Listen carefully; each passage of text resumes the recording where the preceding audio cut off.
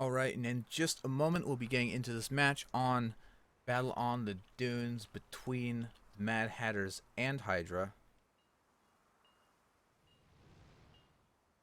On the red team, we have the Mad Hatters, the March of Mephisto, piloted by Rhythm Rogue. Um, and he's running your typical long-range Mobula, Artemis, Merkin Center with the light carronade flamethrower on the inner wings for a little bit of close range option. We saw this build run by who was it? I can't run by another team earlier in the day, but his ally, the Bright Hawk, in another Mobula, similar, a little bit different. Artemis, Merc, Artemis, Carronade Flamer, same guns, a little bit different position. Um, this is something kind of interesting. Two ships on the same team running the same build, but with different arcs. One would think they would maybe try to find the optimal setup, but I guess each pilot has their preference. But on the blue team, we have another Mobula. Did someone say this was Battle on the Dunes? Because I think this is Battle on the Dunes because we have 4 Mobulas. Oh god. This this might be a very long game. But on this Hydra ship, the Exterminatus, piloted by Byron Cavendish, we have Merc Artemis, and he is opting to omit the light carronade, going with double flamethrower, which is interesting. But his ally, the Armageddon's Edge, piloted by Trivi, with Merc, Artemis, and Gat Mortar for the quick close-range kill. You know, I only got 1 glass of water. I feel like that's probably not going to be enough. As these teams hang out, I guess would be the best way to describe it.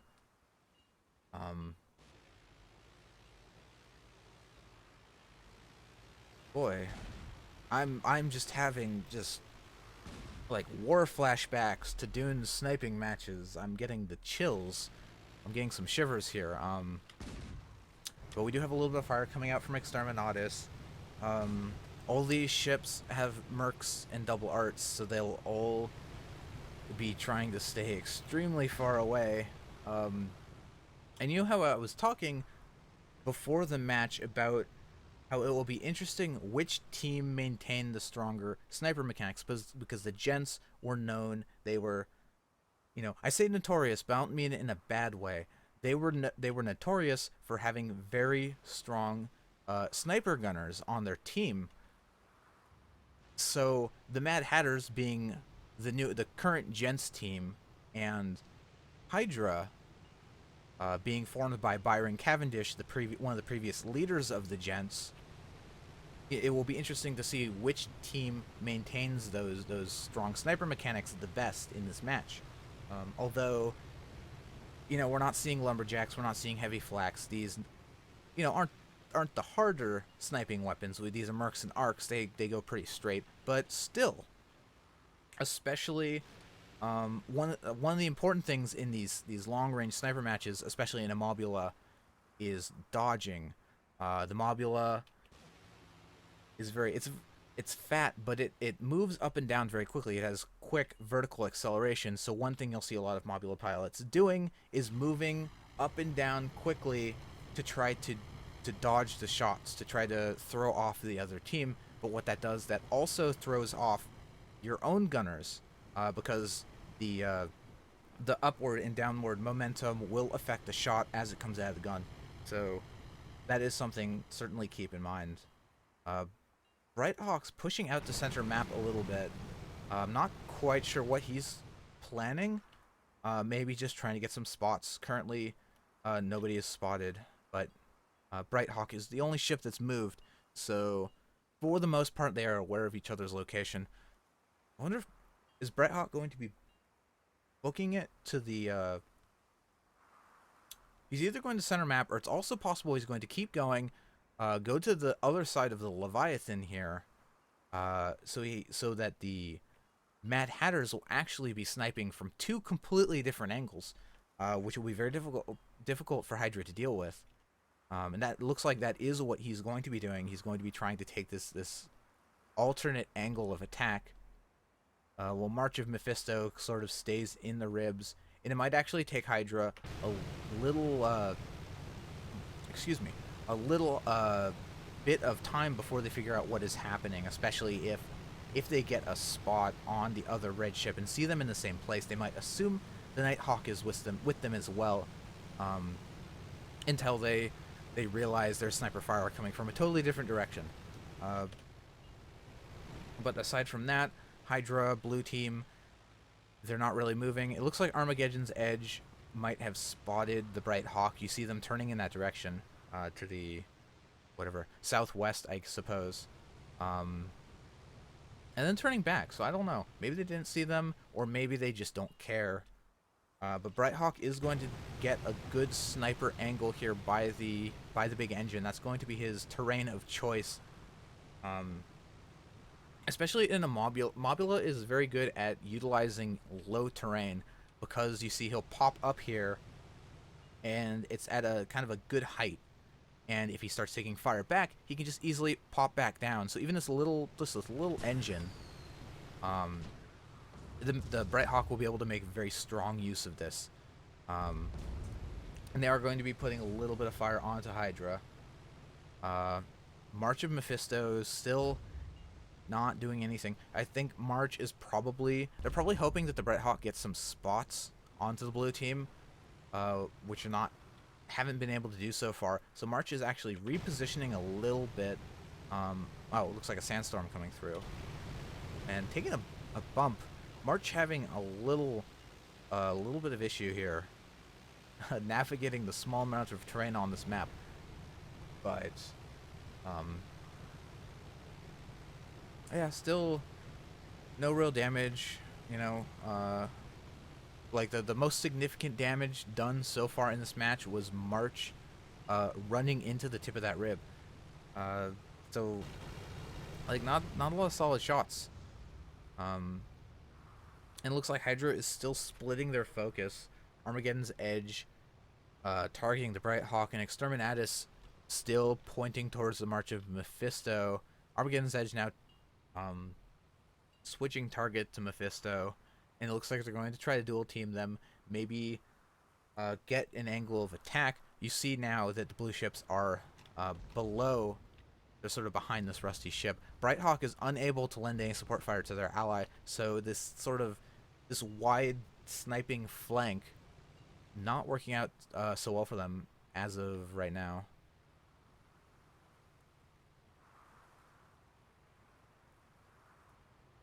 And Bright Hawk's actually going to have to move forward. They're going to have to approach the blue team. And since Bright Hawk is not spotted, they might be able to maybe get a little bit of a surprise engagement with their close range weapons, considering the sandstorm is coming in. Hydra is not going to be able to see the Bright Hawk until right about now. March of Mephisto actually losing their whole armor as they're getting dual focused by the blue team. Bright Hawk coming in very high.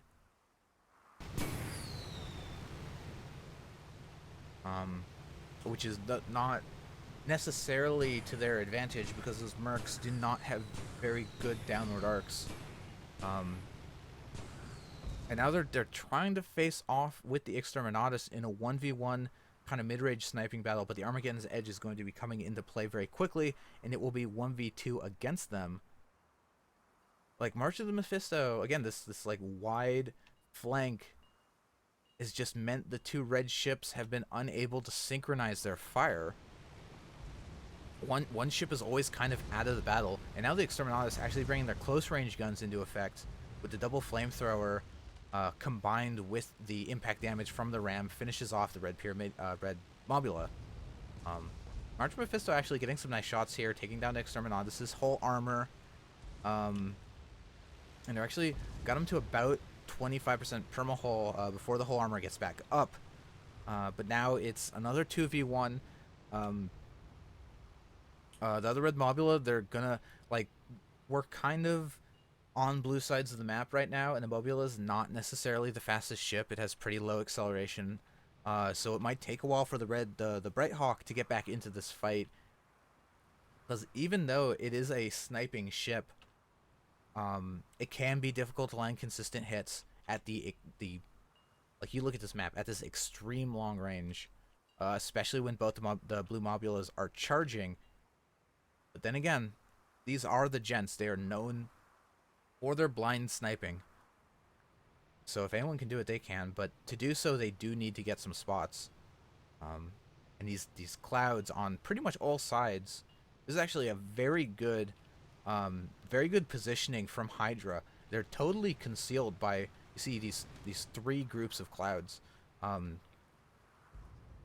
which is going to make it difficult for the Bright Hawk to lay any. Even though March of Mephisto knows they're there, without spots, the Bright Hawk's not going to be able to lend their support fire. Alright, and Exterminatus, everyone's kind of dropping low, trying to get below the sandstorm, and now that everybody's at the same level, it will be a little easier to get some sniper fire. Oh boy, is my voice going out. Wow. Excuse the raspiness of my elocution, but the Hydra team is now going into close range versus the Bright Hawk, and two Mobulas with both their close range weapons is going to take out this Bright Hawk so quickly. Bright Hawk just popping that drogue shoot, trying to stay in the air. Actually managing to stay alive. Good tanking, but some bumps here are barely going to stay alive. The bumps from the Exterminatus are probably going to be what does him in, as the Armageddon's Edge and the March of Mephisto. March of Mephisto actually able to take out Armageddon's Edge, while the other two Mobulas were kind of fighting out. And now the March of Mephisto, see, and this is an issue. When you have four ships that all kind of more or less have the same guns, like, going into a 1v1 fight with a perma-hull disadvantage is so significant, because, like, all of the things being equal, full armor's going to break at the same time, and then you're just gonna die first because you don't have as much health as them. It's basically a losing battle unless you, like, just totally outplay the other ship. Which actually, the sandstorm coming in is disrupting things a little bit with the although the Exterminatus, more than anything else, he's totally disabled with the main and a turning engine out. So March of Mephisto probably should be able to get this kill before Armageddon's Edge can really come into effect. The light carronade, very effective. You know, the Mobulas, one of the Mobula's greatest strengths is its vertical acceleration, and when your balloon is out, like, you cannot use that at all. So light carronades are very effective, not to mention the Mobula's balloon is a very large target. But they're unable to get the kill, surprisingly. Perhaps not utilizing the ram option as they should have, and Armageddon's Edge has actually managed to get into the Gat Mortar range, and the Gat Mortar, Armageddon's Edge is probably it's certainly the most efficient close range killer in this match with the Gat Mortar. No other ship is going to be able to unleash that sort of firepower at the brawling range. So they have to. The red team has to be very careful when engaging Armageddon's Edge. Now I don't. What Bright Hawk is sitting on the Exterminatus a little bit. Exterminatus is totally disabled by the sandstorm. Like, this is one of those weird engagements. Armageddon's Edge, hull armor going down. They're being dual focused. One of these weird engagements that just takes place in, like, Sandstorm Alley. You see these clouds continue to roll in, and they do significant damage to all the components on the ship. So you saw in a lot. There have been a few consecutive fights here. Armageddon's Edge going down, where the ships have been unable to finish each other off, and that's in part due to the sandstorm continually disrupting the fight. And finally, all the Mobulas have decided to go to the low altitude below the sandstorm, so it's no longer a factor, and Exterminatus now is going to go down with a final Artemis shot. Um, yeah, and then the Mad Hatters have now, from a losing position, have gone back and taken the lead now 3-2 in their favor. Um, but yeah, those sandstorms are certainly something you always need to be kind of wary of. Um, Especially, you need to make sure also your crew is on point. They're able to keep the components up. Because even though it does a lot, the sandstorms do a lot of damage. They're very disruptive. If you're able to deal with that better than your opponent is, you can use the sandstorms to your advantage. Um, but it looks like red team is going to be pushing further into blue's spawn. They have no fear. Even though the March Mephisto is pretty heavily damaged. They'll have to be very careful if they lose whole armor. Brighthawk and Exterminatus are splitting off. Looks like March Mephisto is also going to be focusing the Exterminatus. As they come to close range with the dual flamers. Just a ram. I'm not sure if you really want to ram in a 1v2 because that's just going to break your own whole armor much more quickly. Although maybe he just didn't have that many options. Balloons out on both sides. March and Mephisto barely staying alive. It took a little bit of damage from the Armageddon's Edge as they were charging in. But the Exterminatus is going to hit the... Oh. Depends how well they take the whole armor here. As we're just kind of... We're in tank mode now. And I don't mean tank mode as in staying alive. I mean tank mode as in we're driving along the ground with the tank treads. Armageddon's Edge actually able to sneak in a kill. That was surprising.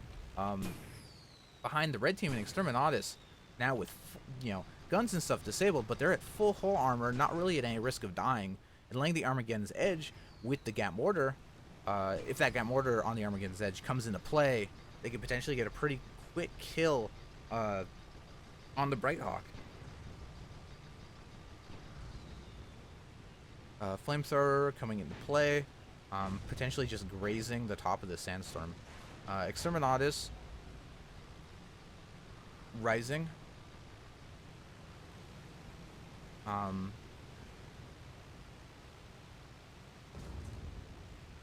Flamethrowers. Yeah, this is again another one of those weird engagements where you have the sandstorm just sort of, what in open air would have been a trivial kill on the Brighthawk, the sandstorm's actually making that a little bit difficult, disrupting their guns. And potentially their gun arcs as the pilots try to evade the sands. But this should probably be it as the Exterminatus dunks down on the Brighthawk. They actually lost their balloon. They have to be a little bit careful here not to take any unnecessary damage when there are no enemies around. And we're kind of back where we started. March and Mephisto in the Eastern Ribs. And blue team by the rusty ship. So everything, much as life, we have come full circle back to the beginning of this match. Although I assume the Brighthawk will not attempt to go for that wide flank again. Although perhaps they will. I don't know. They're certainly the sniping experts.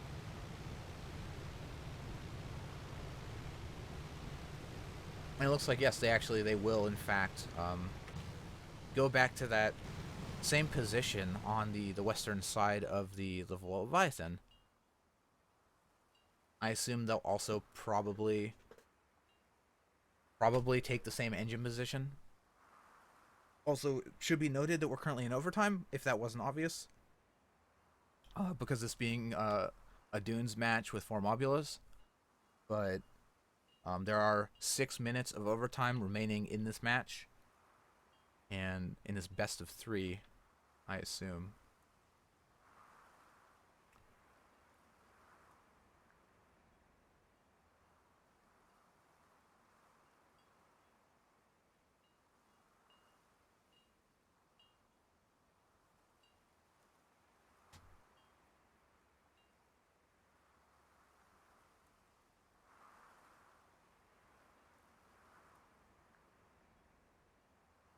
Sorry, just taking a sip of water there.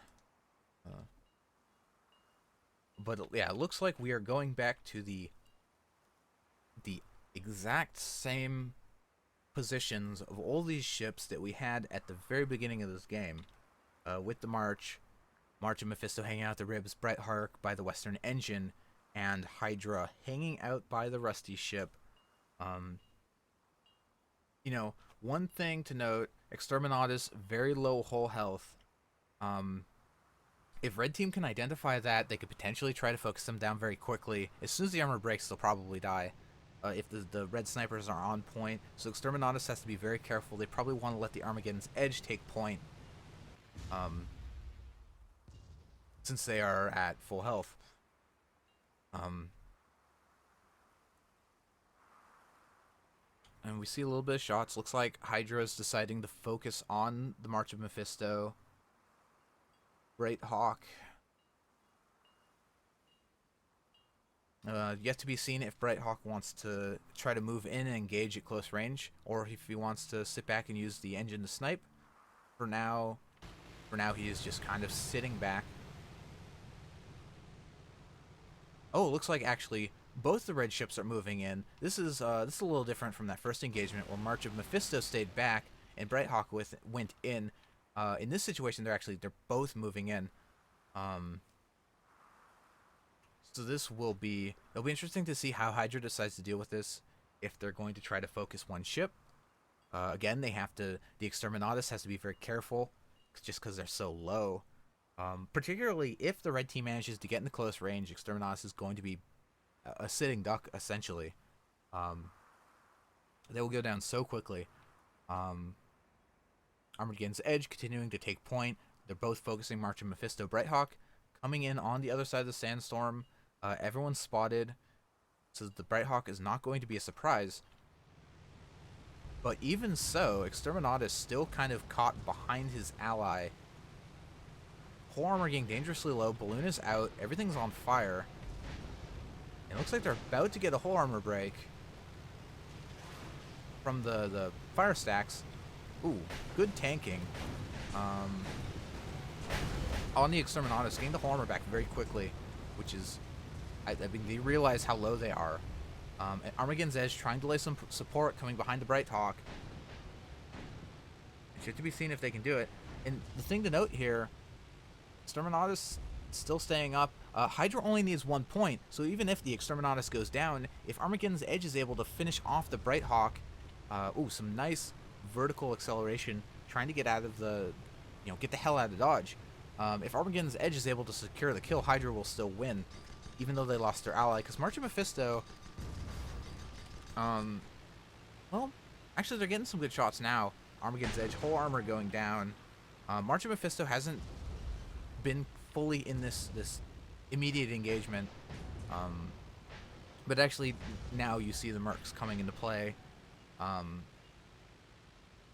actually taking out some engines, as Brighthawk drops to match Armageddon Edge's altitude, and looks like game 1 will be decided for the Mad Hatters with 2 minutes of overtime remaining. And that's important to note going forward in this series, because the overtime pool is shared for the entire best of 3 set. So if we have another kind of slow, methodical sniping match, they won't necessarily have that overtime pool to dip into.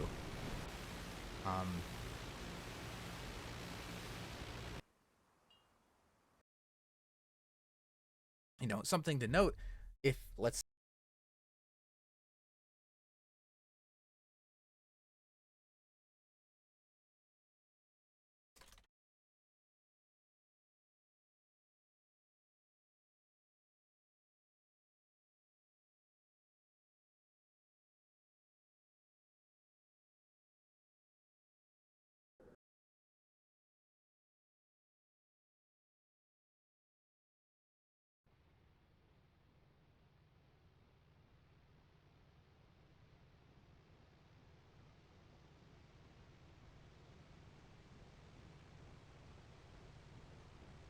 sorry, I need to change a setting here real quick. Then we'll do loadouts. On the red team, the Mad Hatters, we have the Thunderstruck, piloted by Rhythm Rogue. It is a gap mortar, Pyramidion, with the left side flamethrower and flare gun. his ally, the Carrot face roll, with front Carronade Artemis, left side Flamer Flare. And the blue team, the Hydra, a team of the Brotherhood. We have the Lumberjack Club, piloted by Byron Cavendish, with the left side dual Lumberjack Hades, right side dual Hwacha with a rear flare gun, and his ally, the Big Stick, piloted by Trivy. Left side Artemis Hades Artemis, right side Gatling Mortar. So two very divergent strategies, with red team bringing a much more aggressive team composition, blue team with more of a, I would say long range sniping composition, but they do, both these ships do have a close range side that they can switch to if the situation gets a little sticky. It looks like for now they're going to be favoring sniping. Carrot face roll is coming in high, maybe trying to get some spots over this terrain. They do have the Artemis, which, while it won't do any significant damage, considering it's the only long-range weapon on the red team, it can be disruptive, especially against the Galleon, because those heavy weapons take so long to rebuild. Even a single Artemis can be very annoying. So currently Thunderstruck is going low, repositioning a little bit. They might be going under the Icicle here. And Face Roll's choosing to go high. So it looks like they'll be approaching from different angles. This is actually something a long time ago we saw the Glowwater Thralls do pretty frequently. Because this used to be a big problem on Fjords, where the blue team would just sit in their spawn zone pretty much forever. And this is, again, no, I don't mean this in any negative way, but the Gents were kind of notorious at the time for that sort of play. So what the Thralls did, and what some other teams have done since, is have one ship come in at a low altitude, one ship come in at a high altitude, so the blue team is not able to really deal with the other team effectively. And this seems at least a little similar to what the Mad Hatters are doing right now. As the Thunderstruck comes in, maybe rising up a little early, but they're trying to dodge that Hwacha barrage from the Lumberjack Club. Looks like they want to isolate the Big Stick. And Face Roll actually coming in. I wonder who Face Roll is going to be targeting. You see the Artemis coming down to the Lumberjack, but Face Roll might be switching to the Big Stick in just a moment. And my ping is spiking for some reason. But yeah, they're going to be focusing the Big Stick. Lumberjack Club, people are dying. Things are happening. Carrot Face Roll barely staying alive.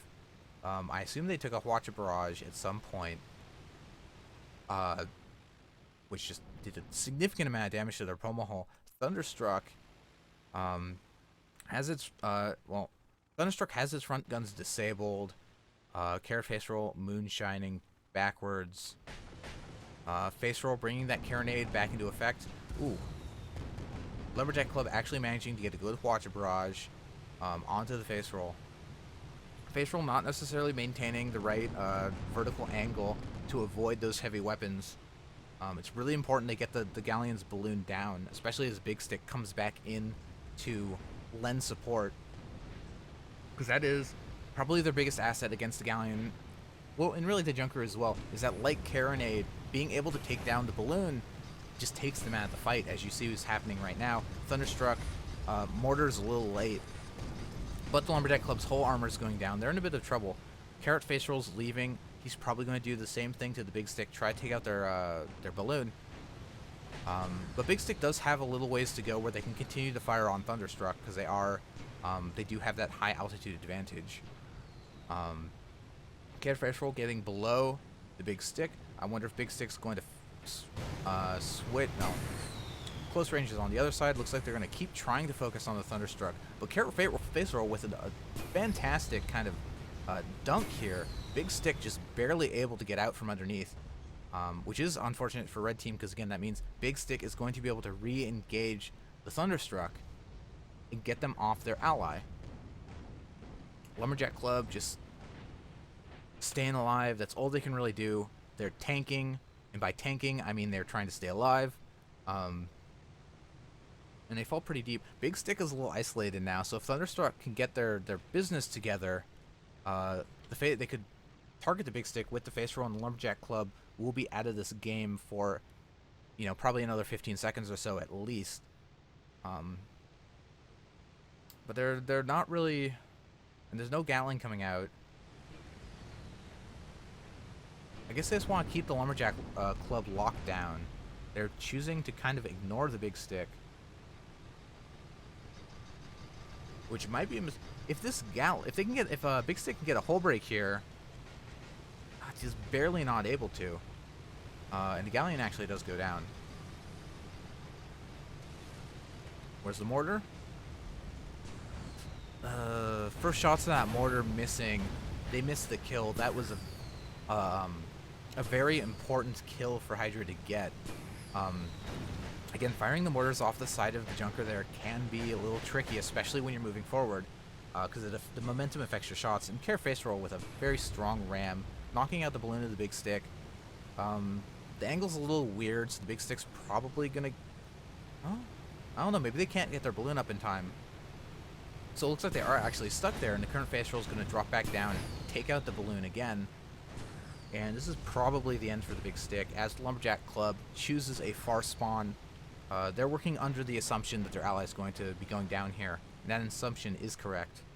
So, Mad Hatters, with a very strong opening into this game with our close range builds. We'll see if Lumberjack Club can maybe get something done. Maybe just try to... I mean, right now he just wants to keep the red team out. He knows he's probably not going to do any real damage from this range by himself. So he just wants to use the Lumberjack to try to keep the red team from charging in. Although red team making good use of this weird rock formation. So he can't actually get any Lumberjack shots, but...